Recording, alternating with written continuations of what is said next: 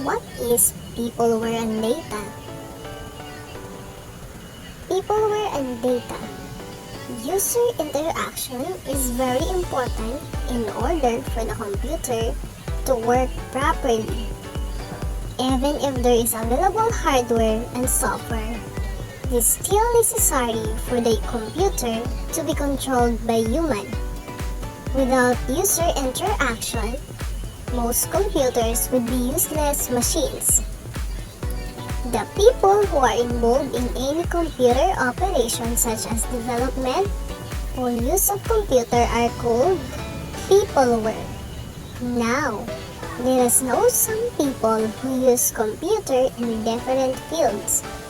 In education, a student uses computer to do hands-on activities and as a visual aid for their lessons. At school, teachers use computer to teach lesson in a fun and easy way for students. A librarian uses a computer to keep records of the books in their library and to know who borrowed the book and when was it borrowed. In finance, in bank tellers use computer to store information of customers' accounts. Investors or people owning a company also use online banking to pay bills, track income and expenses, and manage investments. In retailing, cashiers use computers to identify the price of each item, both by customers. Retailers use computer to sell their product or endorse their business online.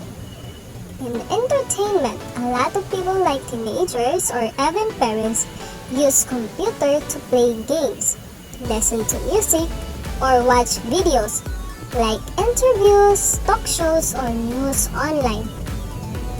In healthcare, computers are used by doctors for medical tests and for researching and diagnosing the health condition of their patients. The computer data. Data refers to raw facts and figures that you input into your computer, which can be in the form of text documents, images, audio clips, video animation, or other types. Data are grouped into 4 types: text, numbers, sounds, and graphics. Text is any data that is made up of letters and symbols. Numbers are data that represent a particular quantity.